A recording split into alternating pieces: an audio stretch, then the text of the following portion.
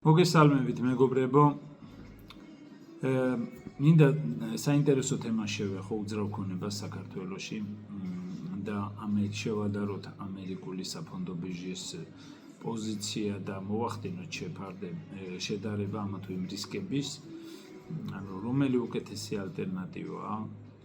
ახლა სუსმენდი ესე დისკუსია იყო, სტუმრები ყავდათ დიდი აუდიტორიის წინაშე მოწვეული და საუბრობდნენ უძრავ ქონებაზე, დირექტორები, დიდი უძრავი კომპანიების დირექტორები და სახელად დაარქვეს ამ თემას უსაფრთხო უძრავი ქონება.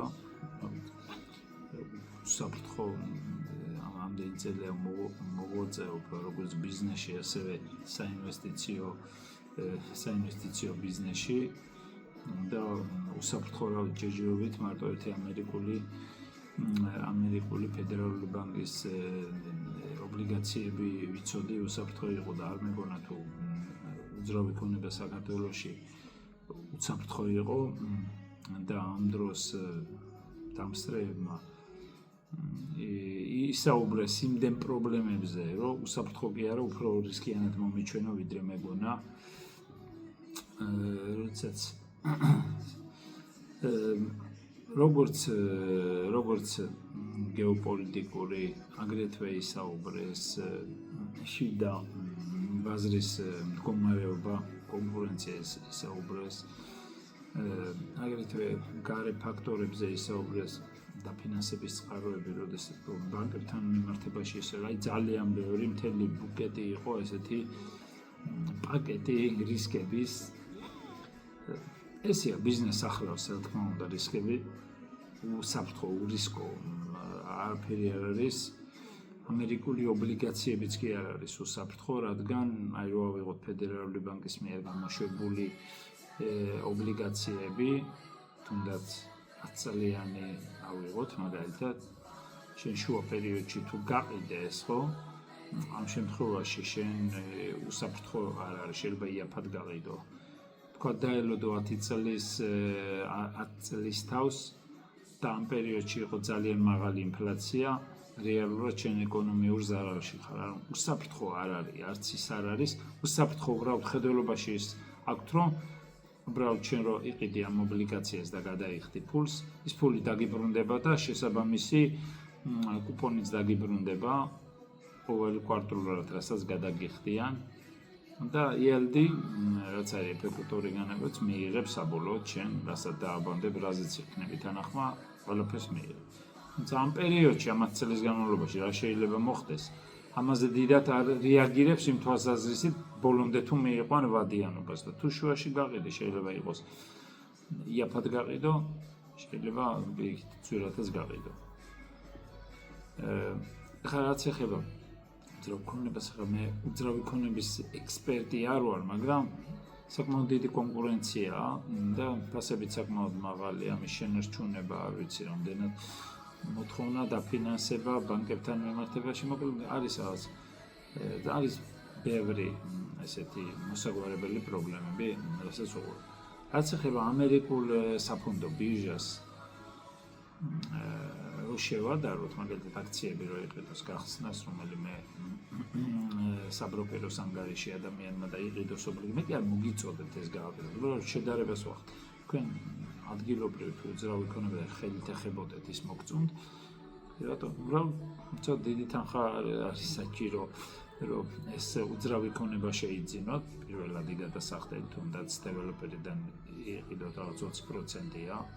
შემდეგ ყოველ თვიური გადასახდელი და ბოლოს და გადაიხადოთ ამ ბანკზე გადაიდე, და საკმაოდ დიდი კაპიტალთან. როდესაც ამერიკულ საფონდო ბირჟაზე თქვენ შეგიძლიათ მაგალითად პირობით Apple-ის აქცია იყიდოთ და ჩვეულებრივ Apple-ის აქცია $250 თუ კარგად მახსოვს ამ მინდა მიშლებოდეს და თუ გაქვთ, შეგიძლიათ ერთი აქციაც იყიდოთ. ამერიკაში მაგალითად თუ იქაური საბროკეროს ანგარიში გაქვთ გახსნილი, თქვენ საკომისიოს არ იხდით. ადგილობრივი, როგორც აქაც შეგიძლიათ საბროკეროები არსებობს საქართველოში, დიდი ბანკების თავაზობენ, ტიპის საქართველოს, სადაც შეგიძლიათ იყიდოთ, აქ მე მგონი საკომისიო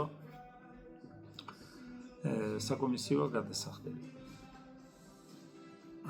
ეხლა სხვა შედარება რომ მოვახდინოთ, ეხლა რისკიანობის თვალსაზრისით გრძელვადიან პერიოდში აქციები გრძელვადიანი ჭრილი აქვთ. მოდით დავიღოთ 30 წლიანი, ხო? რაღაცამ შეიძლება თქვას 30 წელი, როგორ შეიძლება მქონდეს, ვერც ვიცოცხლებ და ასე შემდეგ ბევრი გააჩნია, შეიძლება ახალგაზრდებმა იგარდო.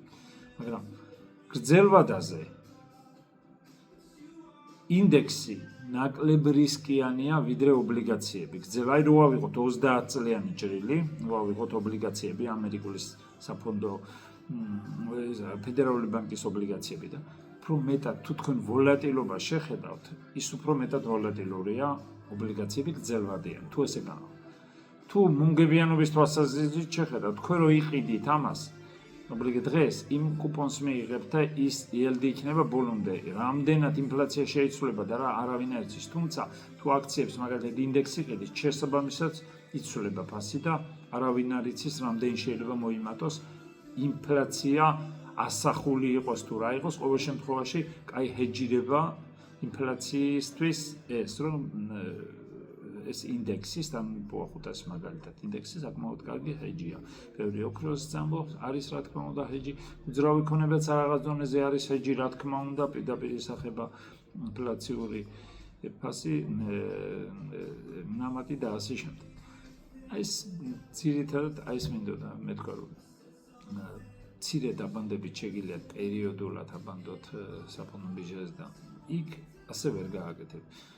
ამერიკაში შეიძლება არ გაგიხსნას საბროკერო, არ გახსნით, უბრალოდ საკომისიოს გადახდა მოგიწევთ მეტი. ეს არის ძირითადი რას მინდოდა შევხედოთ, გრძელ ვადაზე, მოდით აი მასაც მოგებიანობასაც შევხედოთ. უძრავი ქონების ფასებით დაახლოებით 7%, 10% იზრდება, ხო დაახლოებით. ეფექტური სადღაც საბოლოო ჯამში, ხო? საბოლოო ჯამში დაახლოებით მეტნაკლებად, რო ვთქვათ, ერთნაირი მომგებიანობა აქვს ამერიკულ საფონდო ბირჟაზე ინდექსის ყიდვას და ადგილობრივ უძრავ ქონებას.